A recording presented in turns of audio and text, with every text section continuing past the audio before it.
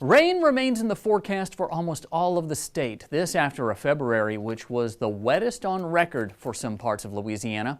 According to the USDA's National Agricultural Statistics Service, there were only 2 days last week in which the weather was good enough for farmers to do work in their fields.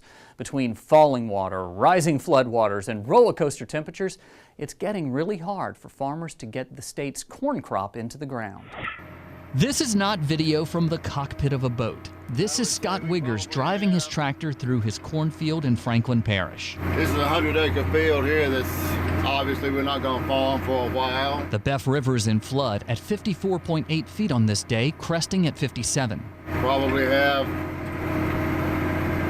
75 acres of farmland underwater, affecting probably 500 at this time. Instead of fetching equipment with his tractor, Wiggers would prefer to be planting corn. You can see the sweet corn popping up right here. The same can be said for Donald Scheck-Snyder in West Baton Rouge Parish. For him, the problem is not water rising from a river, but rain falling from the clouds above. Well, you know, they have the chance of rain. I'm hoping we miss it so we can get out there. This 3-acre field of sweet corn is all Scheck-Snyder has been able to plant so far. This year has been wet. Normally we try to get in the field beginning of March, maybe the last day or two of February.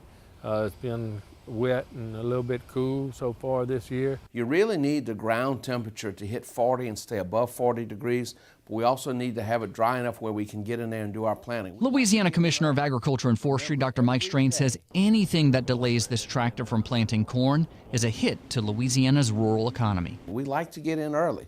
Remember, every day that we can plant early means that we can get a better price for our corn and our products, because we want to harvest before the rest of the country. We want to harvest when the actual stocks to use ratio, right? The amount that's on hand versus what we need, right? When that is most favorable to us. The concern for Scheck-Snyder is that when his corn begins to tassel and pollinate in a couple of months, it could be too hot and dry. That would mean a reduction in yields, which also is a reduction in his paycheck. It's earlier, it's not quite as hot a temperature, so 2 weeks earlier a lot of times makes a world of difference. You heard Dr. Strain talk about the economic importance of corn. In 2016, Louisiana farmers planted corn on 544,000 acres and had a gross farm value of nearly $320 million.